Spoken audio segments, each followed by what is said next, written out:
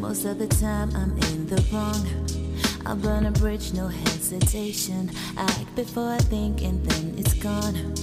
No chance to reach my destination. I mess up what I could be mastering, only because I wanna do me. But maybe it's a gift, not a bad thing, 'cause I protect my peace, practice my patience. Whoa. And all the mess-ups have taught me the way to go. He's to the purest me until the end. No, I ain't perfect, I am flawed, but I don't wanna play pretend, 'cause the most beautiful is raw.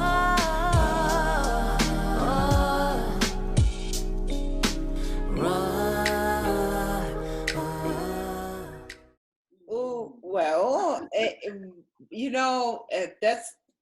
that's the group that we started in, and initially the name wasn't Black Buddafly, it was Choice, years ago, many years ago, because we've been doing this all our lives. And the journey starts in Germany, where me and my sisters Jazz, and then our other sister Sophie, grew up, and we just kind of always had been singing together. So it wasn't like we decided to become a group, we already were one.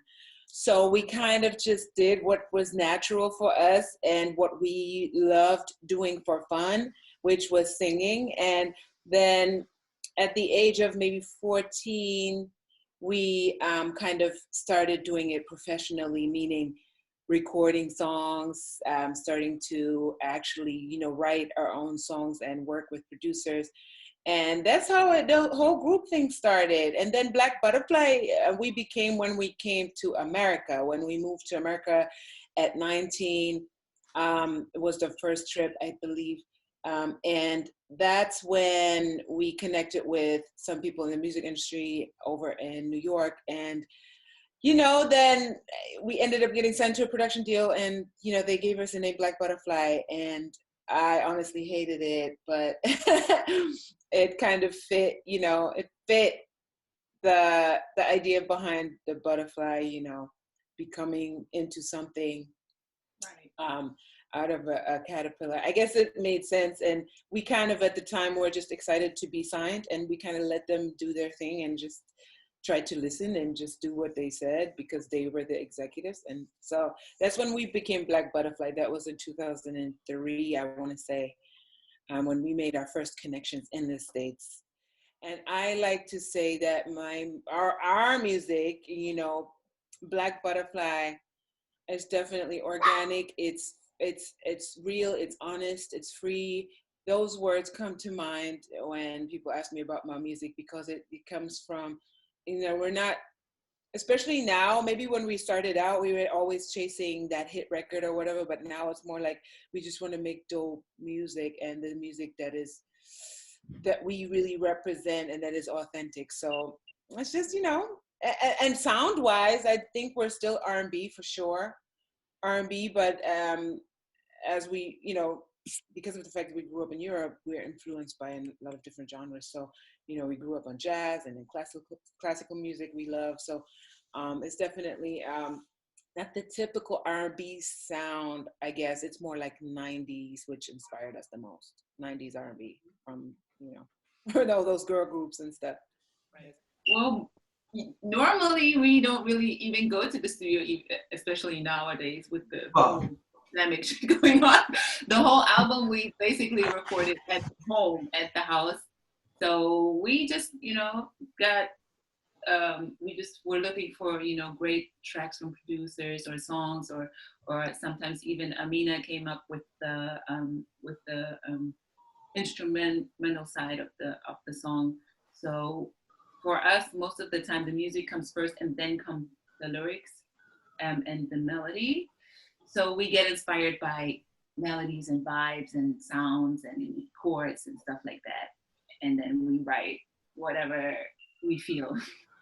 Now I do. I didn't when we started, but I taught myself in my 20s, which is super late. I just always wish that I would have started earlier. But I decided to start, I fell in love with the piano when I started at 24, I think, maybe 24 years old. When our initially our group as a trio with our older sister, we kind of broke up because she went back to Germany and it was just me and Jazz then. And so I always felt like something was missing. We didn't have the harmonies anymore. And so I felt like almost now thinking back, it's like I wanted to replace Sophie, our sister, with something else. So I bought myself a really cheap keyboard and started teaching myself by ear. And I fell in love with composing my own music versus working with producers. I fell in love with, I just became so much more of a writer and a composer, and just making the music as well, and not just the lyrics. Like, a lot of artists are songwriters, but when you play an instrument, you can make a song from nothing. You don't need a producer. You don't need nothing and nobody, and you can create a beautiful piece of art. And I realized that when I started playing instruments, and then a couple of years later, I picked up the guitar. And at first I was very discouraged when I first tried it because it seemed so impossible. It was like, how do people play this instrument? This is never going to happen. And I literally almost gave up. But I had some time during the year of 2010. I was spending I spent like 6 months in Spain being a singer at a nightclub, and I had a lot of free time, and I had my guitar there. And I was just like, when I set my mind to something and I'm so determined, no matter what, I will get it done and I will make it happen. So that's kind of what happened with the guitar. I just didn't stop. I was like, if other people can do this, then I can do this. Like, why is it that I can't? And I see other, even women, play this instrument, like that means I can do it too. And so I didn't give up, and then I kind of just taught myself how to play the guitar. And yeah, now it's like almost I want to go on to the next. I'm still not great at either instrument, but I love that I can just create something from scratch. And even if it's just an instrumental track or background music or something like that, sometimes I just come up with chords and they never become a song, but it's just like still a piece of music, So I have mine already, and I know Amina would want to work with him too. Ooh. Babyface. Oh hell yeah! Oh my God! How can I forget? Yeah. Number one. Just getting back together as a group. We hadn't done anything in years.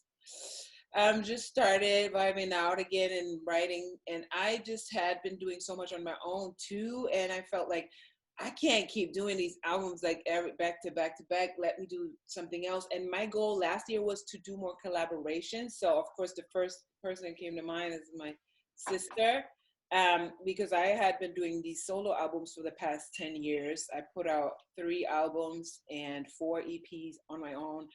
And so this last year, 2020, was like more like, let me do something different and collaborate. And Black Buddafly, we hadn't put anything out since 2015. So it was about time. And we actually have never in our entire career or life put out an album as Black Buddafly. This is our first album ever. Back in the day when we were signed to Def Jam and we were signed to J Records, they never released the album on us. All they did was put out a couple of singles, at least the Def Jam deal. And the J Records deal, they didn't even put out any singles. We literally just got shelved. And that's where my kind of, turn off to labels and everything comes from, just because we kept like working and working and working and nothing ever came out. So being indie has given us the freedom to just do create and then actually share.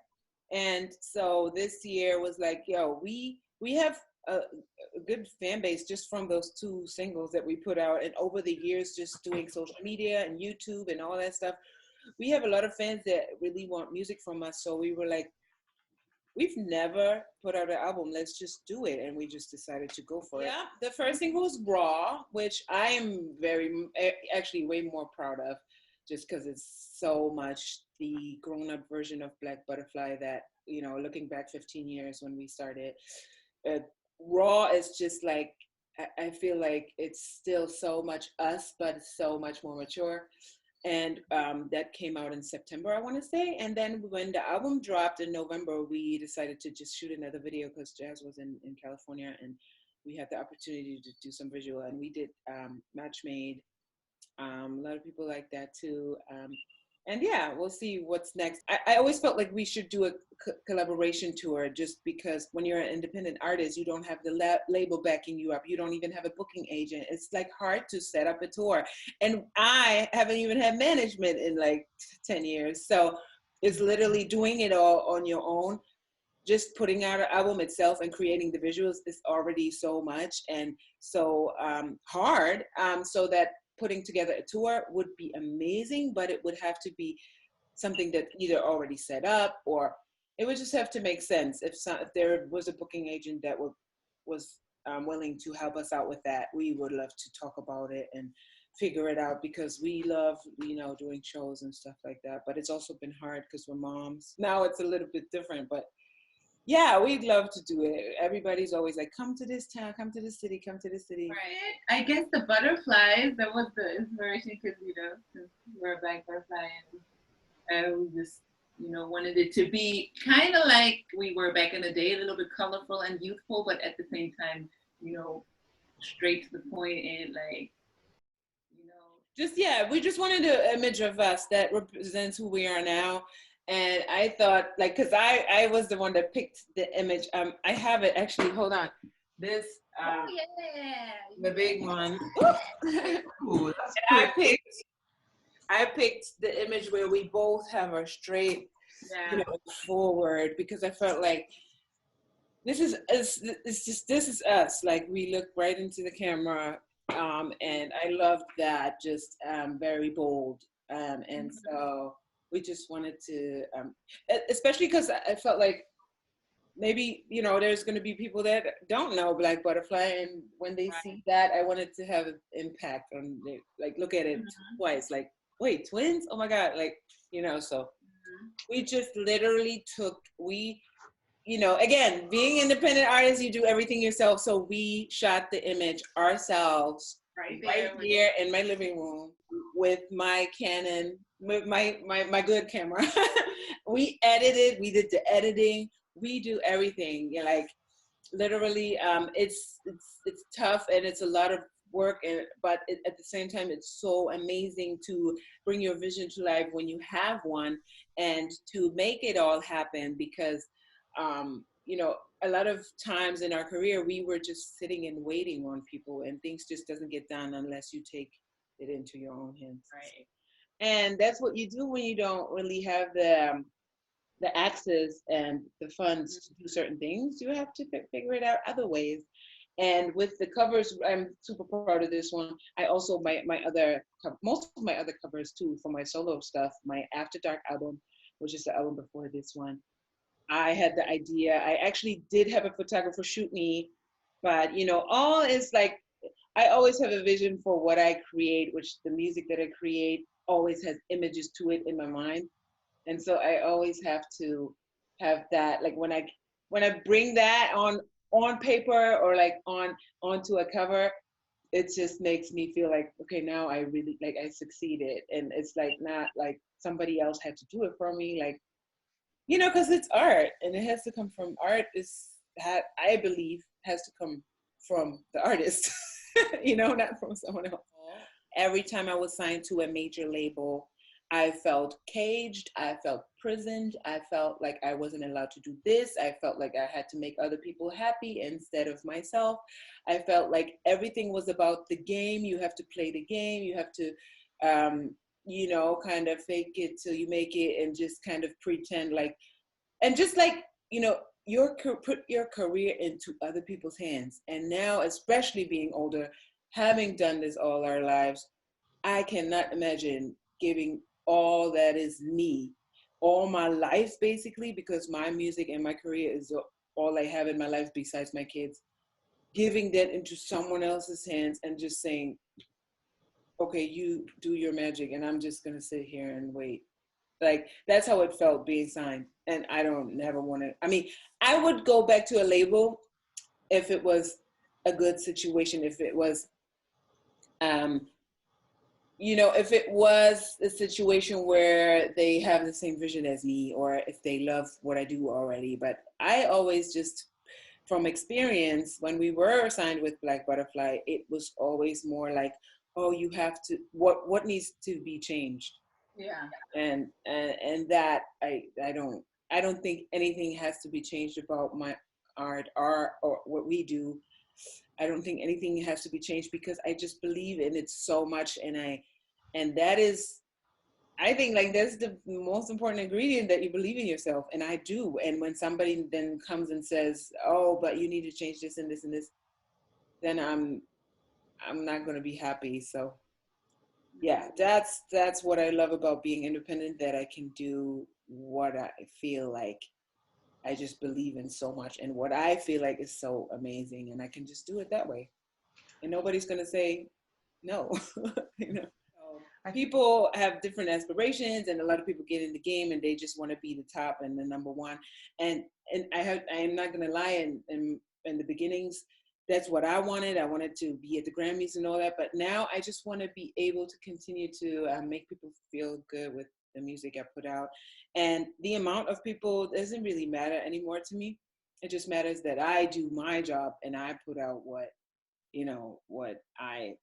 I feel like I want to give to the world, and it'll be there forever. It's such a great feeling when you're an artist and you can share, and that I value now more than just making big money with a hit song, Right.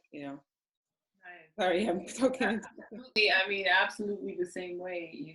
For me, 'cause things have changed for me a little bit since I moved back to Germany and stuff. I had to, find other ways and other routes to, survive and stuff. So I went into the fitness scene, which I absolutely love too. It's also one of my passions. So that's what I do right now. But at the same time, I'm always going to be doing music. So, whenever I don't do it, I something is definitely missing. So I want to keep on doing it for the rest of, our days. I always want to learn more. And like I said, I want to learn the drums. And yeah, so yeah, it's something that it's never going to leave, no matter how, or how successful we are with it. I guess just work on your craft and be the best, or get better every day, and just put yourself out there. If you already feel like you are good enough, nowadays, like we just talked about, it's easy to just put your stuff out, and if it's good, people are going to see it, and people are going to, it's going to get bigger and bigger if you're good, and that's what it takes. Consistency, for sure. And just consistency and getting better. Like, I've never, since we started, never stopped putting out music and creating music. I've taken breaks because those are necessary too as an artist, but I've never stopped, and I've never stopped getting better, which is also big. Like, you have to improve and you have to grow, like growing just in life, and in the music business. I mean, if you are a singer or a writer, like, if your songs don't get better, if your voice doesn't get better, I don't know what you're doing, but I feel like you should always look back and be like, oh, I'm so much better now. And I definitely do that for myself. And that is success, when you get better and you build up slowly. I feel like my biggest advice would be that consistency, and use your platforms, use social media. I have to take that advice myself because I don't post enough. I mean, I post my music on Instagram, like with every picture, but I don't post enough lives. Like, I want to do more live videos. And I say to myself sometimes, like, every day I got to put out one piece of, music or live song or something. And I have to remind myself every day, because it's like so special that we have this, that we can just share what we do, and it can reach so many. So just consistently putting out your best stuff, and consistently working on your craft, and skills. Right. And not waiting, not being insecure, not waiting and like, oh, it's not ready yet. Oh, I don't know yet. Oh, I'm not sure about it yet. Test it out. It takes bravery. You have to be brave to maybe get negative comments, because I've put up songs and people didn't really feel it and like said that's not it or whatever. But I mean, I still loved it, and it didn't make me any less. It didn't make me believe any less in myself.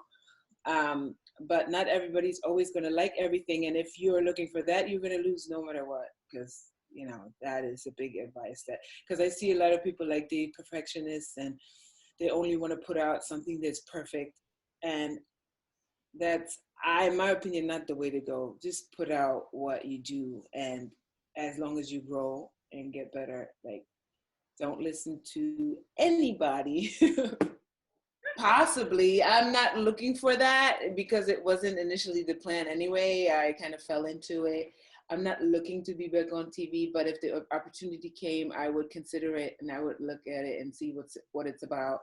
Love and hip hop kind of gave me a big following that I wouldn't have otherwise. But I don't know. It would have to be more like in my favor, because I always felt like, it's, especially a reality show, it would, if it was like something more about like who I am and not like the drama in a relationship, like I would definitely be interested. But it all depends. I don't say no to it, but I'm not looking to be back on TV. Like, if it comes, it comes.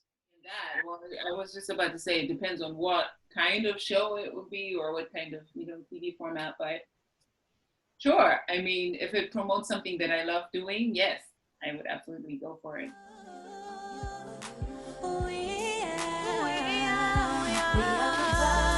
We come